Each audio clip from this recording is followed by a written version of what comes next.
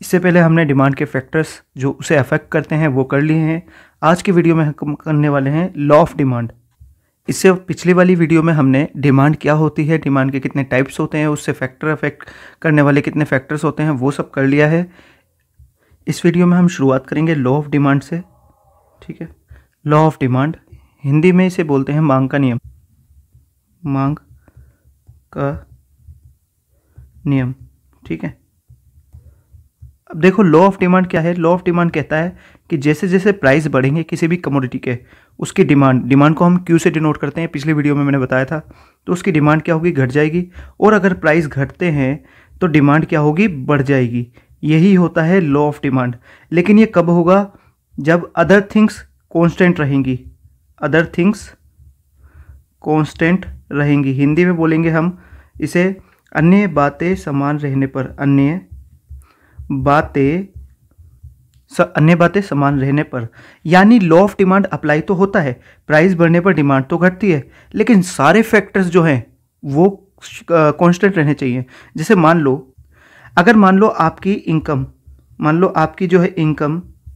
बढ़ रही है, तो ऐसा हो सकता है कि प्राइस बढ़ने पर भी आप डिमांड बढ़ा दो, तो लॉ ऑफ डिमांड तो अप्लाई नहीं हुआ। लॉ ऑफ डिमांड क्या कहता है, लॉ ऑफ डिमांड कहता है कि जब प्राइस बढ़ेंगे तो डिमांड घट जाएगी। लेकिन अगर आपकी इनकम बढ़ रही है तो आप प्राइस बढ़ने पे भी डिमांड बढ़ा सकते हो, तो लॉ ऑफ डिमांड अप्लाई नहीं हुआ। तो लॉ ऑफ डिमांड तभी अप्लाई होगा जब अदर थिंग्स कांस्टेंट रहेंगी। या दूसरा एग्जांपल देखो, मान लो आपको किसी चीज़ का टेस्ट अच्छा लग रहा है तो आप उसकी डिमांड बढ़ा दोगे।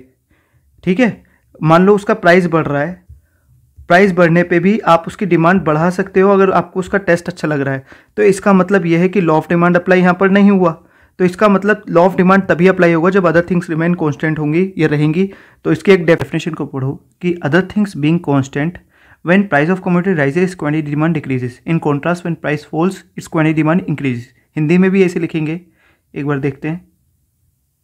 एक बार हिंदी वाली लाइन भी पढ़ लो। जब अन्य बातें समान रहने पर, जब वस्तु की कीमत बढ़ती है तो वस्तु की मांग घटती है, और जब वस्तु की कीमत घटती है तो वस्तु की मांग बढ़ती है। एक और लाइन लिखेंगे इसमें, law of demand states negative relationship between price and quantity demand. यानी मांग का नियम जो है वस्तु की कीमत और मांग के बीच ऋणात्मक नेगेटिव रिलेशनशिप मेंटेन या एस्टैब्लिश, यानी मांग का नियम वस्तु की कीमत और मांग के बीच ऋणात्मक संबंध स्पष्ट करता है। इसके बाद देखते हैं कंडीशंस और assumptions of law of demand. पहला लिखेंगे इसमें no change in income of consumer. ठीक है, सेकंड लिखेंगे no change in taste and preference. ठीक है, अब इसमें हमें क्या समझ आ,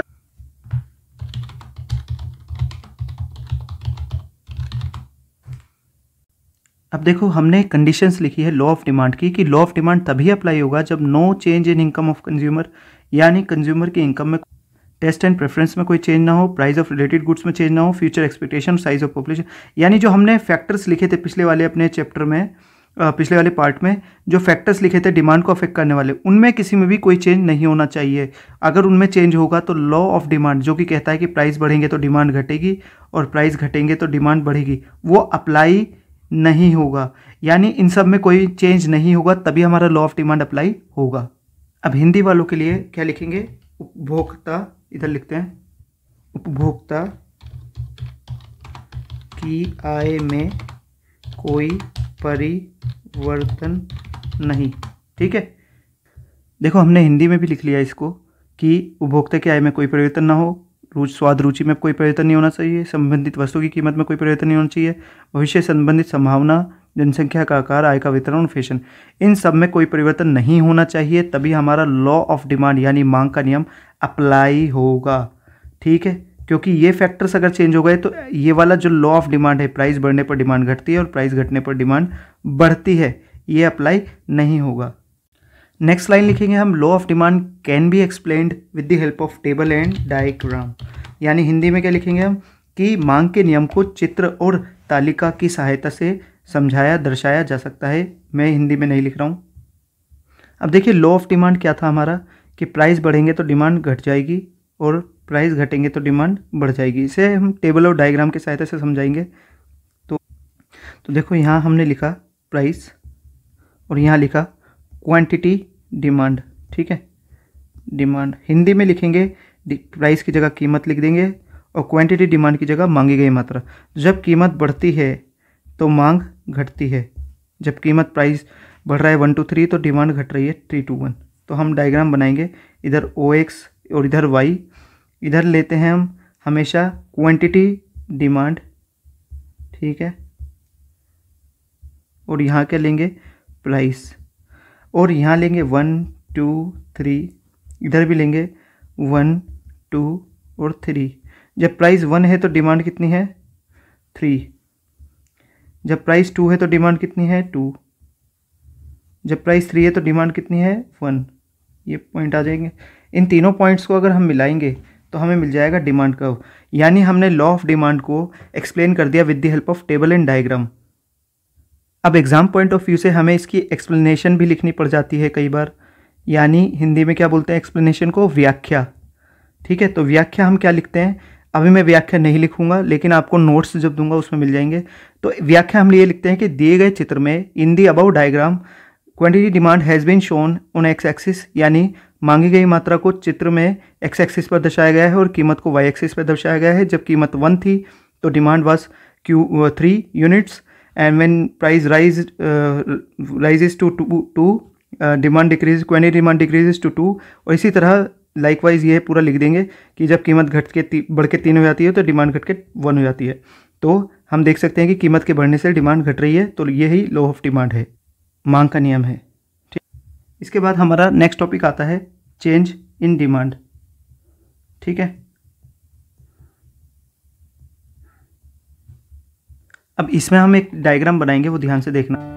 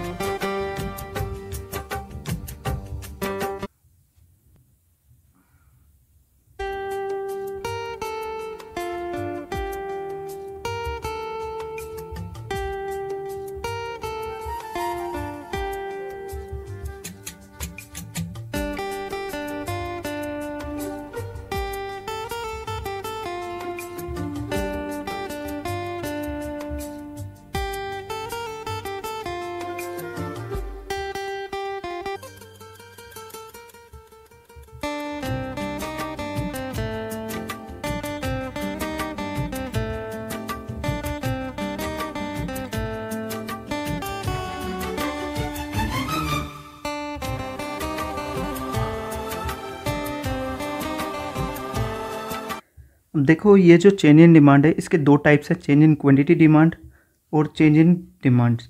इसे बोलते हैं मांगी गई मात्रा में परिवर्तन, इसे बोलते हैं मांग में परिवर्तन, ठीक है। ये जो आता है किस वजह से आता है, due to change in price, ठीक है, due to change in price. Hindi में बोलेंगे कीमतों में परिवर्तन के कारण, और ये आता है अन्य बातों में परिवर्तन के कारण, यानी due to change in other things. लिखते हैं एक minute, change in other things, ठीक है। देखो ये जो मैंने बताया अभी, ये कीमतों में परिवर्तन के कारण आता है। देखो जब कीमतों में परिवर्तन की वजह से मांग बढ़े या घटे तो उसे बोलेंगे चेंज इन क्वांटिटी डिमांड, और जब कीमतों के अलावा अन्य चीज़ों में परिवर्तन आने की वजह से मांग में परिवर्तन आए या मांग में चेंज हो तब बोलते हैं चेंज इन डिमांड। देखो अब इसमें हिंदी में लिख देता हूँ, इसे क्या बोलते हैं, मांग का विस्तार और मांग का संकुचन। ये है मांग में वृद्धि और ये है मांग में कमी, ठीक है। अब देखो इसे पूरे को समझने के लिए इसको पार्ट्स में करेंगे। पहले इसे हेडिंग बनाएंगे, change in quantity demand. It is also known as movement along demand curve. It occurs due to change in price. देखो जब कीमतों में परिवर्तन की वजह से, यानी when quantity demand change due to change in price, that is known as movement along demand curve. Demand का इसमें शिफ्ट नहीं होता बल्कि मूवमेंट, एक ही डिमांड का ऊपर मूवमेंट होता है। अब ये हिंदी में हमने लिखा है कि मांग वक्र प्रचलन कहते हैं इसे, और कीमत में परिवर्तन के कारण होता है। जब कीमत में परिवर्तन के कारण मांग में परिवर्तन होता है तो इसे मांग की मात्रा में परिवर्तन या फिर इसे मांग वक्र पर चलन भी कहते हैं। और इसे मांग वक्र खिसकता नहीं है इसमें, बल्कि एक ही मांग वक्र पर चलन होता है। इसके दो प्रकार जो ऊपर पढ़े थे अभी, एक्सपेंशन ऑफ डिमांड और कॉन्ट्रैक्शन ऑफ डिमांड। ठीक, हिंदी में भी देख लो, मांग का विस्तार और मांग का संकुचन, दो हैं इसके। तो देखो एक्सपेंशन ऑफ डिमांड क्या होता है, जब प्राइस घटने की वजह से डिमांड बढ़ती है तो उसे बोलते हैं एक्सपेंशन ऑफ डिमांड, यानी मांग का विस्तार। यानी कि अगर हम ऐसे प्राइस को लें और यहाँ पर लिखें क्वांटिटी डिमांड, तो जब कीमत के घटने की वजह से मांग बढ़ती है, कीमत के घटने की वजह से प्राइस घट रहे हैं और मांग डिमांड जो है बढ़ रही है, तो उसे एक्सपेंशन ऑफ डिमांड कहते हैं, मांग का विस्तार कहते हैं। अब देखो टेबल तो हमने बना दी, ठीक है। अब बनेगा डायग्राम। मान लो ये डायग्राम हमें बनाना है, तो इधर x लेंगे, इधर o, इधर y, इधर लेंगे हम क्वांटिटी डिमांड और इधर लेंगे हम प्राइस। ठीक है, इधर लेंगे हम 1, इधर लेंगे 2, इधर लेंगे 1 और इधर लेंगे 2। जब प्राइस 1 है तो डिमांड कितनी है, 2 है। ठीक है, दोबारा करते हैं इसे। जब प्राइस 2 है तो डिमांड 1 है, जब प्राइस 2 है तो डिमांड क्या है, 1, जब प्राइस 1 है तो डिमांड 2। ठीक है, यहाँ आएगा पॉइंट। तो देखो पहले इसका डिमांड का बन जाएगा, दोनों पॉइंट्स को मिला देंगे। अब चूंकि पहले ये पॉइंट आया था तो ये ए बोलेंगे और ये बाद में आया था बी, तो ए से बी की तरफ क्या हो गया, मूवमेंट हो गया, है ना। यानी एक्सपेंशन ऑफ डिमांड में ए से बी की तरफ, नीचे की तरफ, डाउनवर्ड की तरफ मूवमेंट हो गया। अब इसकी डेफिनेशन लिखेंगे, when quantity demand increases due to fall in price, that is known as expansion, downward movement takes place in this. तो देखो डेफिनेशन में क्या लिखा है, when quantity demand increases due to fall in price, यानी जब कीमत के घटने से मांग बढ़ती है तो उसे ये कहते हैं मांग का विस्तार। इसमें नीचे की ओर चलन होता है, जैसे कि इसमें दिखाया है। अब देखो इसका जो कॉन्ट्रैक्शन ऑफ डिमांड है वो इसका उल्टा रिवर्स बन जाएगा। एक बार देखो कॉन्ट्रैक्शन ऑफ डिमांड कैसे।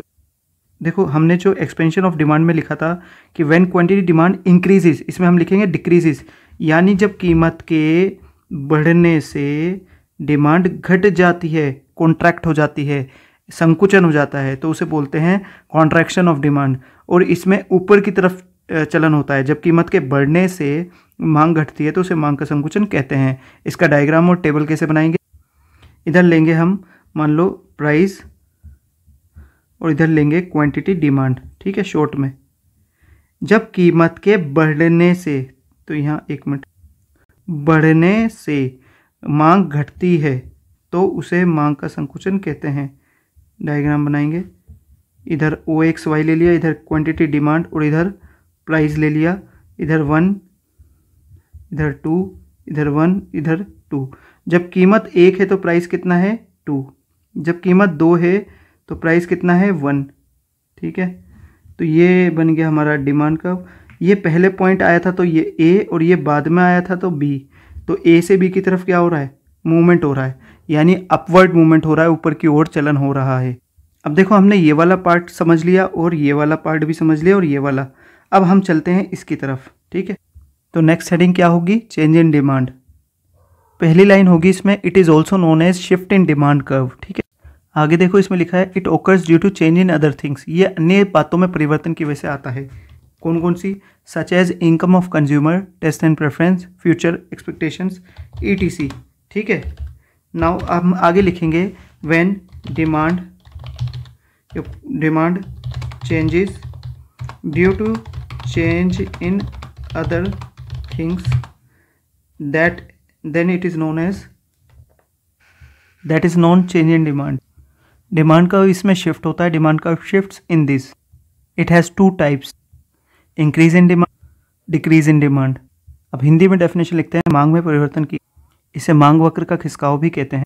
यह अन्य बातों जैसे आय में परिवर्तन, स्वाद, रुचि और भविष्य संबंधी संभावनाओं में परिवर्तन के कारण होता है, आदि में परिवर्तन के कारण होता है।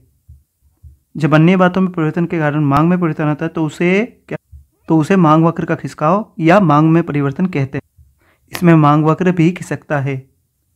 इसके 2 प्रकार होते हैं, मांग में वृद्धि यानी इंक्रीज इन डिमांड मांग में कमी यानी डिक्रीज़ इन डिमांड। अब देखो हमने दोनों की डेफिनेशंस लिख दी हैं हिंदी में, इंग्लिश में। अब इंक्रीज़ इन डिमांड और डिक्रीज़ इन डिमांड को देखते हैं, ठीक है। तो देखो इसकी डेफिनेशन में क्या लिखेंगे, सिंपल है कि जब अन्य बातों में, अदर थिंग्स में चेंज की वजह से डिमांड बढ़ जाए, यानी किसी भी वजह से प्राइस के अलावा जितनी भी अदर थिंग्स हैं या अन्य बातें हैं उनमें परिवर्तन के कारण, ठीक है, उनमें परिवर्तन की वजह से मांग बढ़ जाए तो उसे मांग में वृद्धि यानी इंक्रीज इन डिमांड कहेंगे। तो देखो क्या लिखा है, when demand increases due to change in other things, या जब अन्य बातों में परिवर्तन के कारण मांग बढ़ती है तो उसे मांग में वृद्धि कहते हैं। इसमें एक दो लाइन और लिखी जाएगी कि अन्य बातें क्या होती हैं। अन्य बातें जैसे जो ऊपर लिखा है ना कि जब अन्य बातों जैसे कि उपभोक्ता की आय, income of consumer, taste and preference आदि में परिवर्तन के कारण मांग में परिवर्तन आता है तो उसे मतलब ये उसकी वजह से होता है। तो अब इसमें आगे लिखेंगे हम कि इसमें मांग वक्र दाईं ओर खिसकता है, किधर, राइट वर्ड है ना, दाईं तरफ। और इसे हम डायग्राम की सहायता से भी समझ सकते हैं। तो देखो डायग्राम, हमने मान लो ये यहाँ से एक स्ट्रेट लाइन ली, यहाँ हमने x लिया, यहाँ O, इसको थोड़ा ऊपर, यहाँ पर हमने लिया क्वांटिटी डिमांड, इधर लिया हमने प्राइस। मान लो हमारा डिमांड कर्व ये था और प्राइस चल रहा था ये। अब क्या हुआ कि किसी अन्य बातों की वजह से मान लो टेस्ट अच्छा लग रहा है कंज्यूमर को, प्राइस वही है, मान लो प्राइस चल रहा है 10 रुपये, तो 10 रुपये प्राइस पर ही वो डिमांड अपनी बढ़ा देता है, तो डिमांड कर्व किधर शिफ्ट हो जाएगा, राइट हैंड पर। तो इसी को बोलते हैं हम मांग में वृद्धि या इंक्रीज इन डिमांड, ठीक है। अब देखो नेक्स्ट पॉइंट आता है डिक्रीज इन डिमांड। तो डिक्रीज इन डिमांड में क्या करेंगे, यहाँ जो लिखा है इसका उल्टा लिख देंगे। पिछली वाली डेफिनेशन में हम लिखा था कि when demand increases due to change in other things, इसमें लिख देंगे हम डिक्रीज। देखो हमने लिखा when demand decreases due to change in other things, that is known as decrease in demand. Hindi में भी ऐसे ही करें, अन्य बातों में परिवर्तन के कारण जब मांग बढ़ती है की जगह क्या लिखेंगे हम, घटती है तो उसे मांग में कमी कहते हैं। यहाँ पर क्या लिख देंगे, कमी, ठीक है। अब देखो ये क्या कह रहा है, इससे समझते हैं कि जब अन्य बातों में, अदर थिंग्स में कुछ चेंज की वजह से डिमांड जो है घटती है तो उसे बोलते हैं हम डिक्रीज इन डिमांड। इसका टेबल भी बन सकता है लेकिन हम फिलहाल डायग्राम ही बनाएंगे केवल। तो देखो डायग्राम कैसे बनेगा, मान लो ये है हमारा OX Y, यहाँ हमने ले लिया QD और यहाँ ले लिया हमने प्राइस, ठीक है। अब मान लो प्राइस जब P है तो डिमांड कर्व D है हमारा, ठीक है। ये प्राइस मान लो 10 रुपीज़ चल रहा है। अब किसी वजह से कंज्यूमर की इनकम में चेंज आ गया है, इनकम जो है कंज्यूमर गरीब हो गया है, 10,000 से इनकम उसकी घट के कुछ हो गई है, तो अब वो प्राइस मान लो जो है, जो एप्पल का प्राइस है या किसी भी चीज़ का, उसी प्राइस पर वो कम डिमांड करेगा तो डिमांड का किधर शिफ्ट हो जाएगा, बाई तरफ, लेफ्ट वर्ड, ठीक है। ऊपर नीचे कभी नहीं बोलेंगे हम, हमेशा क्या बोलेंगे, बाई तरफ। देखो इधर ये किधर शिफ्ट हुआ है, बाई तरफ, लेफ्ट वर्ड, ठीक है। ये हमारा डिमांड कर्व D1, ठीक। तो हमने ये जो चेंज इन डिमांड था वो हमने समझ लिया है। एक बार देखते हैं, ये जो था चेंज इन डिमांड, ये जो चेंज इन डिमांड था ना, हमने उसके 2 पार्ट्स थे, चेंज इन क्वांटिटी डिमांड और चेंज इन डिमांड, ठीक है। ये दोनों हमने समझ लिए क्यों होता है, ये चेंज इन प्राइस की वजह से होता है और ये चेंज इन अदर थिंग्स की वजह से होता है। इसके 2 part, expansion of demand, contraction of demand यानी मांग का विस्तार, मांग का संकुचन। इसके भी 2 पार्ट्स हैं, इंक्रीज इन डिमांड यानी मांग में वृद्धि और डिक्रीज इन डिमांड यानी मांग में कमी। हमने इस पूरा समझ लिया है। आज के वीडियो में सिर्फ हम इतना ही करेंगे क्योंकि ये आपने समझ लिया तो समझो आपके मार्क्स काफ़ी ज़्यादा डिमांड के चैप्टर से तो सिक्योर हो गए हैं। इसमें हमने लॉ ऑफ डिमांड किया और कंजम्पशन या conditions of law of demand भी पढ़ा, डायग्राम और टेबल कैसी होती है लॉ ऑफ डिमांड की वो भी पढ़ा, ठीक है। तो अब नेक्स्ट वीडियो में हम डिमांड का एक और छोटा सा पार्ट रह गया है वो करेंगे, जिसमें नॉर्मल गुड्स, इन्फीरियर गुड्स वगैरह हम पढ़ेंगे।